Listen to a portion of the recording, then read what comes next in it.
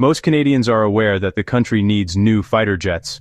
The headlines have been dominated for years by the debate over replacing our aging CF-18 Hornets.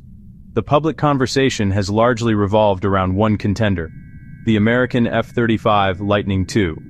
It's praised for advanced technology and criticized for a staggering price tag.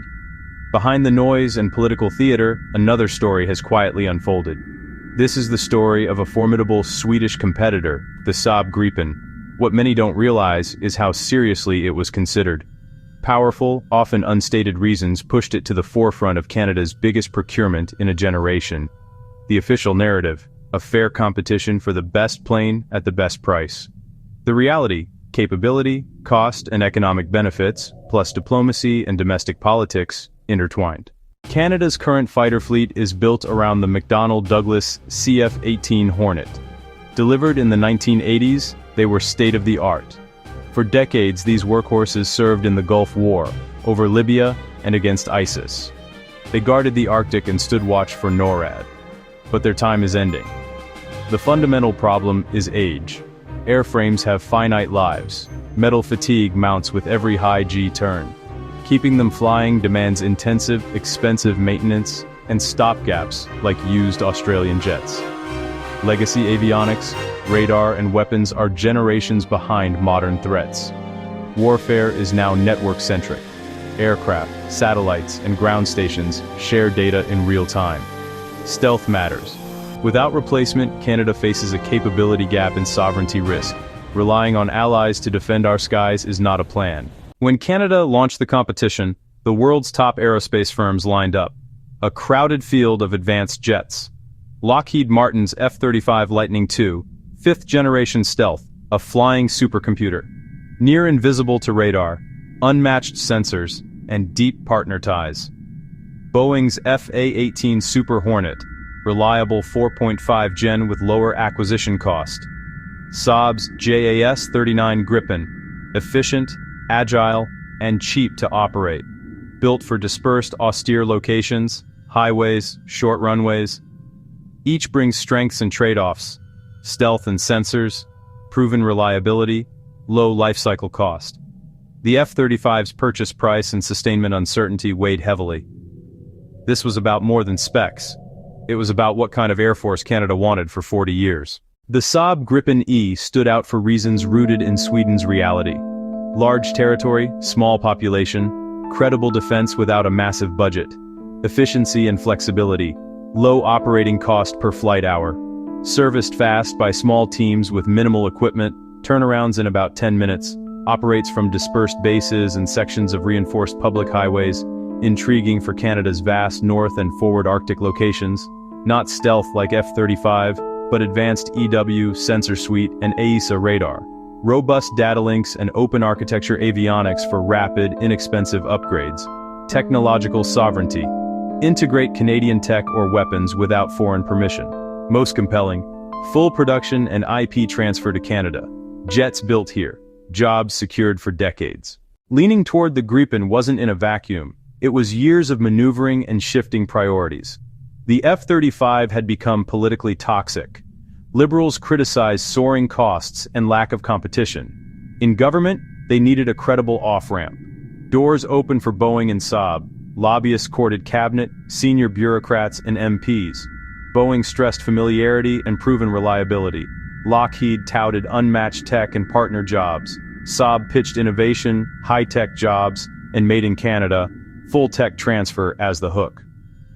With U.S. trade tensions and the Boeing dispute, a Swedish choice signaled independence and diversification. At the heart of the Gripen tilt was a massive industrial wager. Not just jets, reshape a segment of Canada's aerospace industry. Full production on Canadian soil with partners. Beyond offsets, transfer of technology and intellectual property. Build, maintain, and upgrade, skills embedded in Canada. A new hub in Quebec and Ontario to anchor production and support. Ambition to export from Canada. Becoming a producer, not just a buyer. Critics warned, a small domestic run may not justify full setup. Could the local supply chain mature fast enough? A politically appealing game changer, with real execution risks and big upfront costs. Publicly, cost and jobs. Privately, sovereignty and strategy.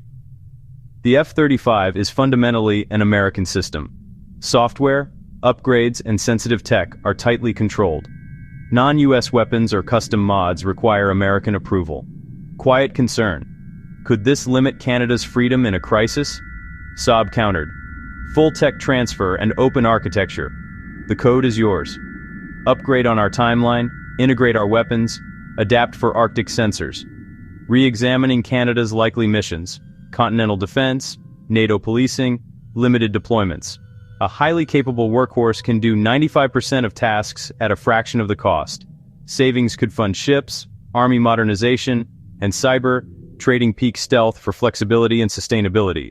Choosing Gripen would send ripples across the military economy and alliances.